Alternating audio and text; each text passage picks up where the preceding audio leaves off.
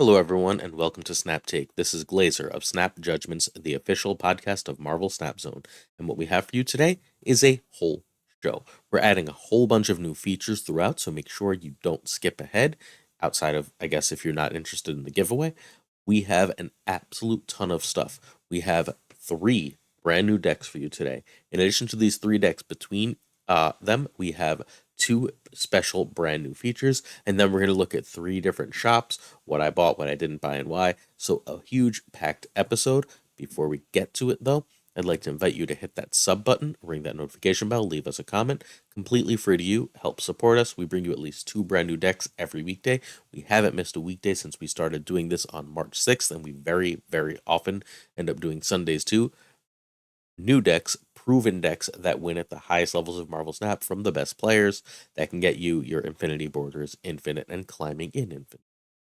In addition, we're in the process of what we always do, the biggest season pass giveaway in all of Marvel Snap. We are giving away 15 season passes. You can get 5 season passes um, from this YouTube. You don't have to leave this YouTube. You sub to this channel and you comment on any video from yesterday's videos, Tuesday's videos, straight through to this coming Sunday/Monday's videos. From then, we're going to pull 5 season pass winners from those comments. There's also in the description of this video a link to the Twitter. The Twitter account is at SnapJudgeCast. It has a tweet. You retweet it, you comment on it, and guess what? You're entered to win one of 5 more season passes. And finally, going up at some point today on Marvel Snap Zone is a Marvel Snap Zone right there. We're the official podcast giveaway for 5 more season passes. We're giving away 15. Make sure you enter. No sense paying for it if you can get it for free.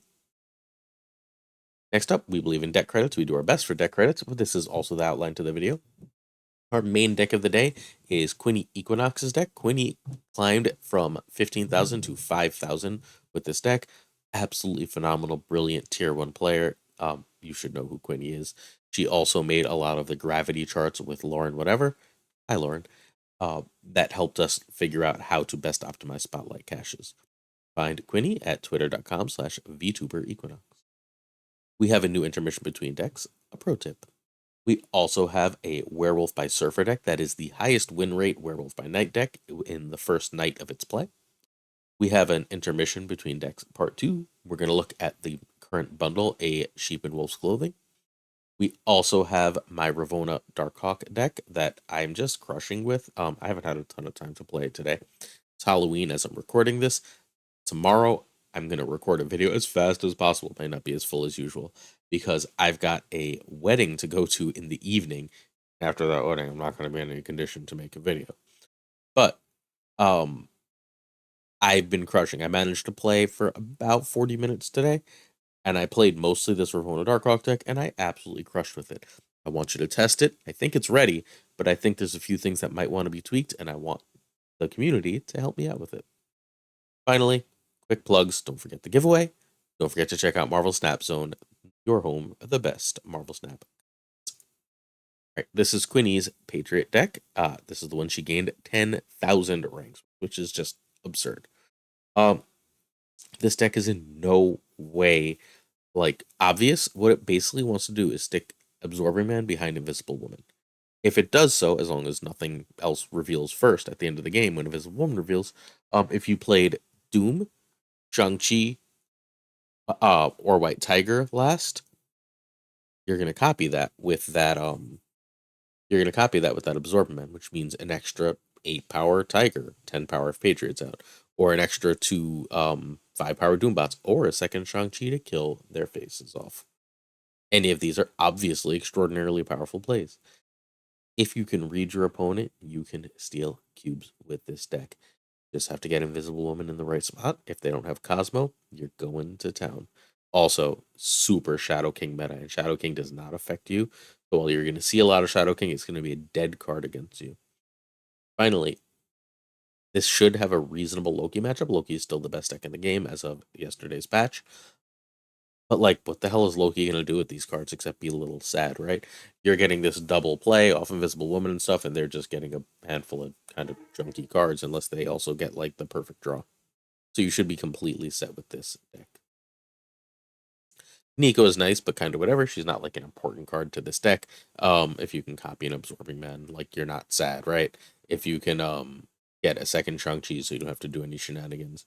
+2 power on something is just nice. A second Patriot is just nice.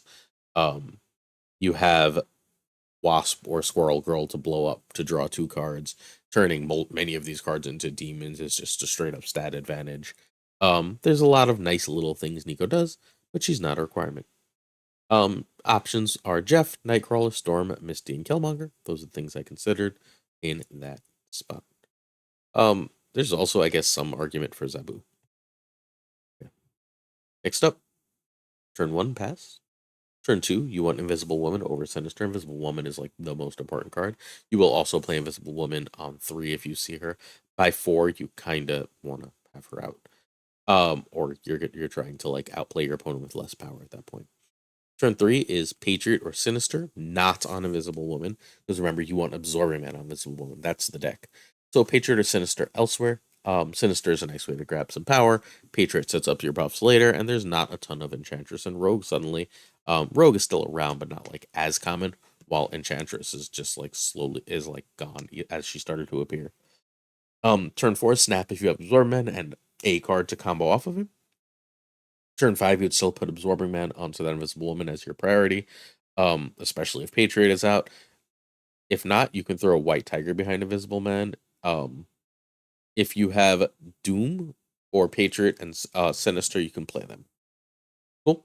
So you can throw White Tiger behind Invisible Woman, and then you can just play Patriot and Sinister. That's exactly 5. That's a good, powerful play. Turn 6 is Doom or Shang-Chi. If you play Shang-Chi, please also play Shadow King. Your opponent will likely have snapped into you. It does not look like you're doing anything cohesive in this deck. If you snapped on Absorb Man, you should be able to steal a lot of cubes with this deck. Enchantress is really, really nice, by the way. You can also copy Enchantress for those ongoing decks that are still around from the buff to Spectrum, but you don't need it. It's like a nice thing to have. It's not necessary.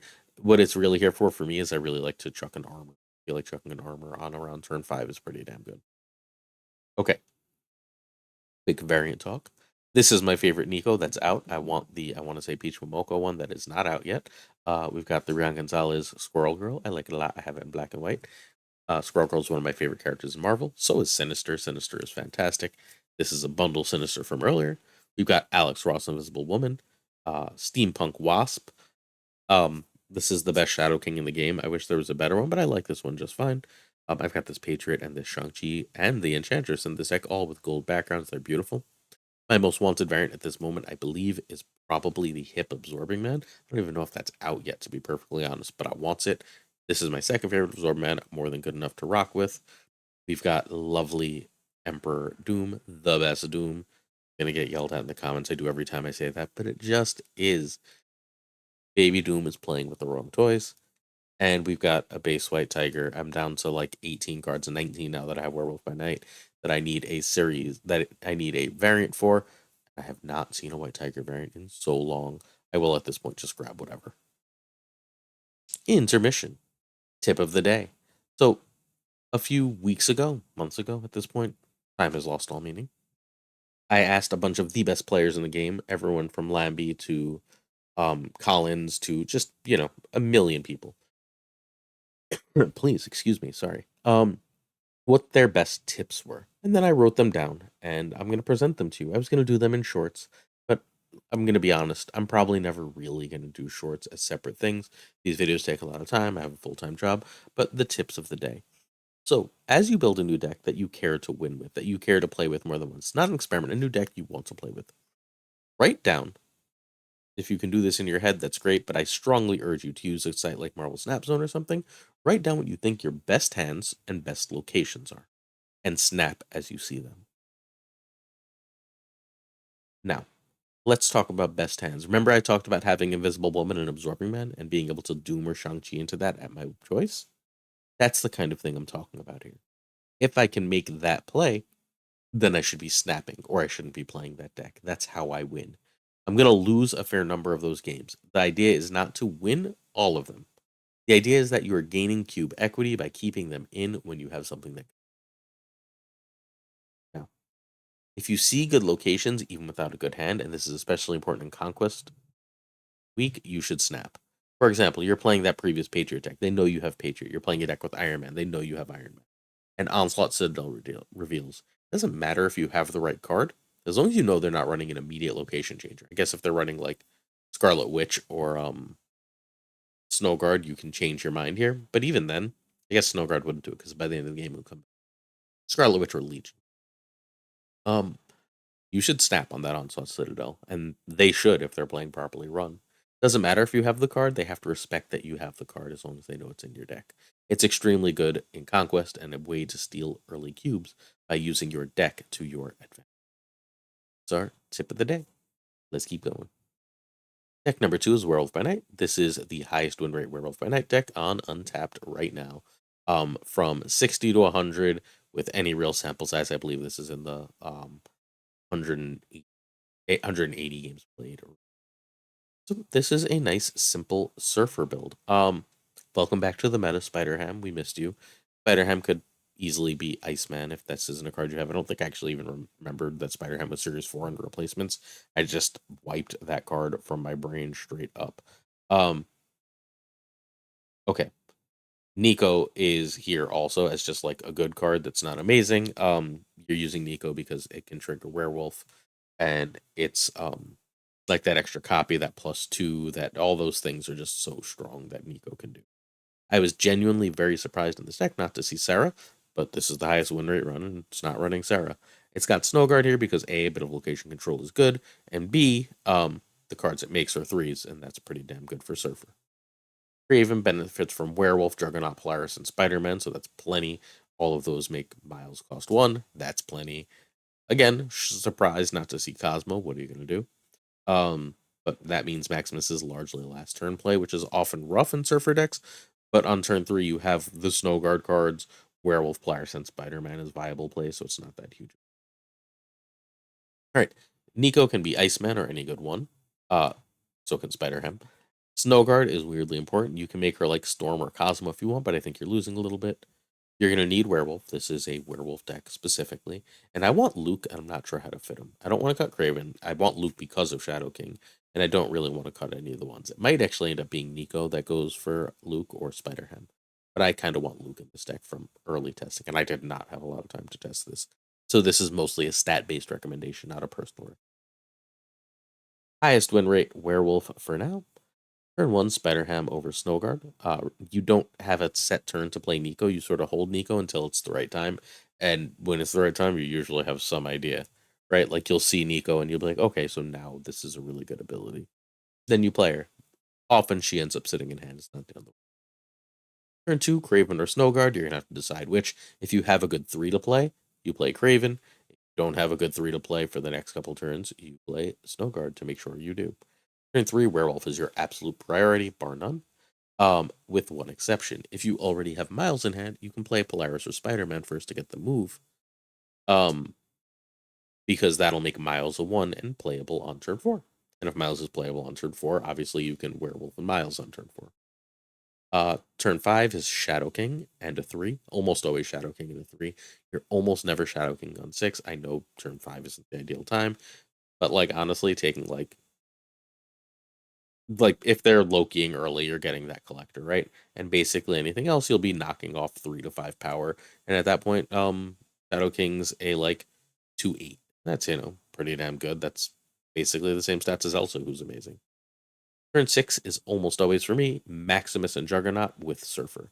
But be careful with your Surfer. Sometimes it's Maximus and Juggernaut without Surfer, because you don't always want to jump that Werewolf to that Surfer lane. So be a little wary of that, and you should be fine. All good? That's the deck. It's really good. Snapping is hard. You usually want to wait for them to snap unless you have multiple combos, right? If you have okay, so I have one of my favorite things, if there's a location you know they're not really going to play in, you can all but guarantee it with Juggernaut toward the end of the game, right? So at that point you Juggernaut and then you Surfer. Werewolf's going to go into that Surfer lane.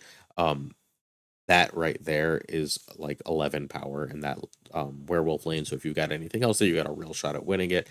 Juggernaut wins another lane. Like if you have that combo set up, you snap. If you see them playing a lot of things that are pumping the power of their cards, like a bounce deck where they're building up a beast, in one lane you got a Shadow King, then snap. If you get that Miles play off on turn 4, or you have a straight curve of threes, or Spider Ham hits like the key card of their deck, etc., these are your snap conditions. This is a more conservative deck as far as snapping goes. Surfer often. Quick variant talk. We already talked about Nico. This is my favorite snow guard that I have. I have another snow guard we'll see in the next deck. I've got this Surfer in black and white. It's beautiful. I want it in gold, but the black and white's so good I might just leave it be. I love this Craven. I have the Venomized one too. I run the Venomized Craven if I'm running the Venomized Silk, but you'll note no Silk here. Hip Spider-Ham. We want 4 hips per deck, and we're just not hitting that in the first couple decks today. Nothing for it. Hips are my favorite, but at least I have the Spider Hip. I love this Juggernaut. It's one of my favorite baby variants. Buying a Werewolf variant tomorrow. Have no fear. Got the Spider-Man from the Ghost Spider season. This Maximus is fine. Doesn't feel super Maximus. This is my favorite Miles in the game. It just feels very Miles. And I've got Pixel Polaris because I don't really like any of the Polaris art, and I opened this, and I think it's kind of cute. Don't know why. I don't love Pixels, but I like this one. All good. Next up, we have the Wolf and Sheep's Golding bundle. This is a good deal, but it's a frustratingly good deal. For $30, you get a cute variant for a card that you already have. Okay, fine, I guess, whatever. If you want the variant, then this has some more value, right? 2,500 tokens is a frustrating amount of tokens, especially with 800 credits. Because 800 credits, you're not going to open enough extra tokens to get 3,000. If you can't get 3,000, you can't buy a Series 4 card. So this just leaves you at sort of an odd number. 800 is a very low number of credits, and 2,500 is a mildly frustrating number of tokens. So while this is a good value, I'm not sure it's worth buying. And I get most of my information, I get it from 2 places, well, 3 places. But one hasn't released a video on this yet. I get it from Careless on Marvel Snap Zone, who writes incredible articles. He agrees with me. This is worth it. And I get it from my friend Savage Yeti Gaming on YouTube. He does all the math for different bundles. He does a video like this for every single bundle. It's absolutely fantastic. You should check it out. He even has, okay, so here's the value of this bundle, but here's the value of bundles coming out, and here's how if you optimize exactly what you spend, you can get the most for your money. And I think that's extremely valuable. He has a way to if you basically save this $30, use it on a different bundle in December, you'll then be able to get like enough gold to buy yet another crazy value bundle, and it's amazing. And you should definitely check his video out. But for the time being, I'm gonna suggest that unless like you're like tokens away from a card you're dying for right now, that you skip this bundle, even though it's solid value. Unless you absolutely love the variant, which often changes things. I'm gonna press space and it's gonna start to play this. That's Yeti. Oop. Let's keep going. All right, this is Ravonna Try One. I built this deck. Longtime viewers will know. I built this deck when Ravonna first came out, and I kept winning with it. And I was like, "What's happening?" And then Mobius came out a week later, and I had to stop playing it. And that was the end of this deck. It just stopped being a thing, right? Well, they killed Mobius dead. So the first thing I did was I went and pulled this exact Ravonna Try One, and guess what? Guess what? I won every game I played but one. The game I lost, it was like, oh crap. I had an unprotected Darkhawk in a lane, and I had the Mystique, and it was just 1 point in somewhere else. If I had like played Snowguard in the right spot, I would have won. But what are you gonna do? Hard to know that for sure early in the game. Um, this deck is awesome. Your stuff gets super duper cheap, and when you don't have your high rolls, when you don't have your stuff that works for your like key cards, you just play their deck instead. Works pretty well, right? Like you can just go like, all right, well, I didn't see much, right? Like I saw Snow Guard and then I went Collector, um, or I saw Snow Guard and then I went Zabu, and then it was just like, all right, well, screw it, I'll just Loki. And then you just play their cards for cheap and move on with life, right? And then you still draw your like cost reduction and other powerful cards because you haven't drawn them yet. That's why you're Loki in the first place. Sometimes you'll go like um Snowguard or Korg into Collector, right? And then you'll Rock Slide, and you'll be like, well, I don't have Darkhawk, and I don't have any other good plays right now. And then you just go, okay, Loki, and then you just play their cards for a turn. And if you draw Darkhawk, great, you already saw Rock Slide and stuff. It is sick. It's a really, really powerful combo that I strongly urge people to try out. I don't think you can do the Loki packs without Snowguard, and you obviously need Loki for Loki pack. You can cut that for another powerful 2-card package. Two I thought of were Werewolf and Nico, or Shang-Chi and America Chavez. Both of those should work completely freaking fine. All good? Um, there's like 15 of these that likes little 2-card combos. You can run Jeff. You can run I think there's an argument for Absorbing Man. If you are keeping the Loki combo, there's an argument for Coulson over something like Black Widow, who's nice but not incredible. There's a lot of different ways that you can work this out so that this is what you want. Um Sorry, you want Absorb Man potentially if you're cutting the Loki package because you can copy Widow, Korg, and Rock Slide, and that's extremely, extremely powerful. So there's an absolute ton of options. There's also the option to cut Sarah for these things. Again, this deck is here because I'm winning with it, but I'm not sure it's perfect, and I want a larger sample than I'm going to have time to get over the next few days. So help me out, peeps. Let me know in the comments. Remember that this is still a giveaway too, so not only do you get to test it, you get to help us out and maybe win a free season pass. You need Zabu, Darkhawk, and Ravonna, so I guess that's going to limit how many of you can do the testing for this. Sorry, it's 1,000% a Ravonna deck. But my goodness, if you get Ravonna and forget Zabu, right? You get Ravonna and Sarah out. The -2 on Darkhawk and -2 on Mystique. That's now 3 energy for those two, right? Like you can play them with Rock Slide on the last turn. That's just silly. It's just silly. Um, like Widow for 1 cost is just feels completely ridiculous and wrong. If you get for whatever, like if you can go Ravonna, Zabu, and Sarah, and they're not messing with you, you've got a 1 cost Darkhawk, 1 cost Mystique, 2 cost Iron Man, sorry, 3 cost Iron Man. Like, just you win. Just enjoy your cubes. You're gonna win. This deck is cool. It's very cool. And like your Enchantress is dangerous, right? But you're not really vulnerable to Enchantress because you're basically playing the powerful cards at the end of the game. Okay. Let's look at the actual cards. Korg is better than Snowguard unless you have Zabu and Loki. I like to put the rock in their deck. I think it's important to just set it. Like if they draw it, that's awesome for you, obviously, right? That's -1 draw for them. But if you have Snowguard, Zabu, Loki, you just Snowguard, Zabu, Loki, and roll them with their own cards. Move on with your life. Fine. So generally speaking, for turn 2, I want Ravonna over Zabu, over Widow, over Collector. Collector is my backup plan here. He is my I'm drawing wrong, and I don't want to play the bad cards now. I'll just throw Collector down on turn 2 or 3, and then I'll drop Loki on turn 4 and be like, all right, cool. I just got like 14 power over these couple plays, right? Sorry, not 14. That's way too much. 5 and 4. So like I got like 9 power out of my turn 4 play. Okay, great. And then like everyone's playing Loki, so chances are I get their Loki. Turn 3 Rock Slide or High Roll Loki. Rock Slide is obviously key. You can also play Zabu or Ravonna if you draw them here. Getting them out is again extremely powerful. Turn 4 Widow plus Rock Slide. So again, like get that set up. That's amazing. They've got 2 rocks and they're not drawing. You can also Zabu or Collector here. Zabu, sorry, and Collector here. If you're gonna do that, you're basically saying I'm gonna probably Loki next turn, along with Snow. Turn 5, Sarah, and turn 6, hand dump, whatever the heck you can. Remember to do the math for for when Mystique is bigger, right? Sometimes she's bigger copying Iron Man, sometimes she's bigger copying Darkhawk. You won't know which until you play some more with it. But that's the deck. This deck is sick. Um, I'm also going to try this deck with Absorbing Man in that Loki spot, and then I'll figure out what I want to do with that Snowguard spot. But like, I really, really like this deck, and I think it's worth testing and playing more. And hopefully, you will all help me. All right. Oh, before we get to the shops, variant time. This is the other Snowguard I got. I got the Snowguard from a Spotlight Cache. I didn't especially want it, but hey, it popped up, and I'm not sad to have it. I've got the best Rock Slide. We've got Rock, Paper, Scissors Slide. I've got this Mystique in gold. It's lovely. This is my favorite Loki. I've got several Ironmans I like. I forgot my Hip Sarah. Hip Sarah is in this, I promise. Which makes this a 1, 2, 3, 4, 5, 6 hip deck. You love to see it. Half hips. Um, this is one of my favorite looking decks that I have. Need that hip absorbing, man. would definitely not be running the Loki package just on sheer more hips.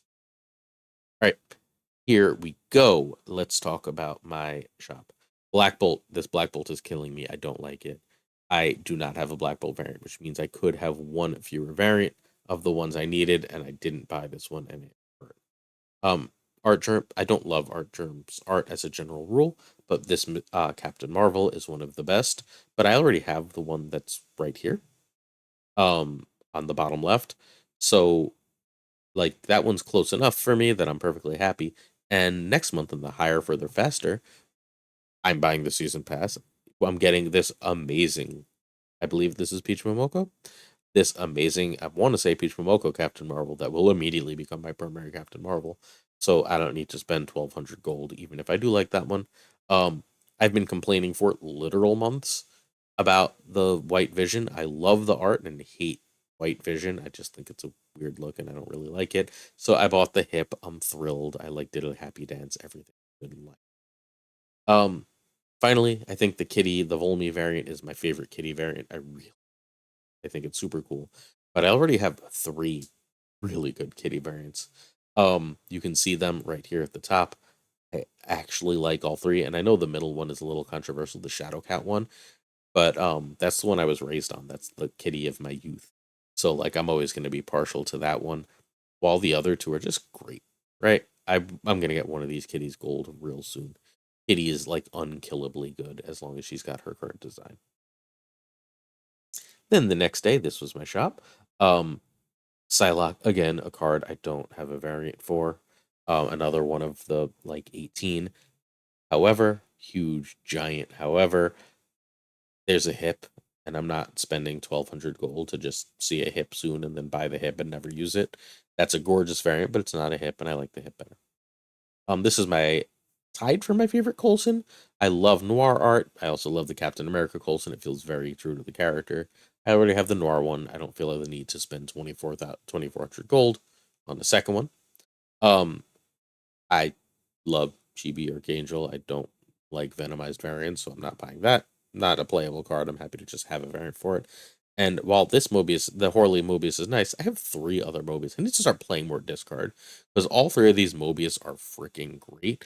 I have like a ton of baby variants for discard, and I have several mech variants for discard. So like, I need to just like suck it up and start playing more discard because these cards are sweet. I really like my Morbiuses. My Morbia, Morbi, M's.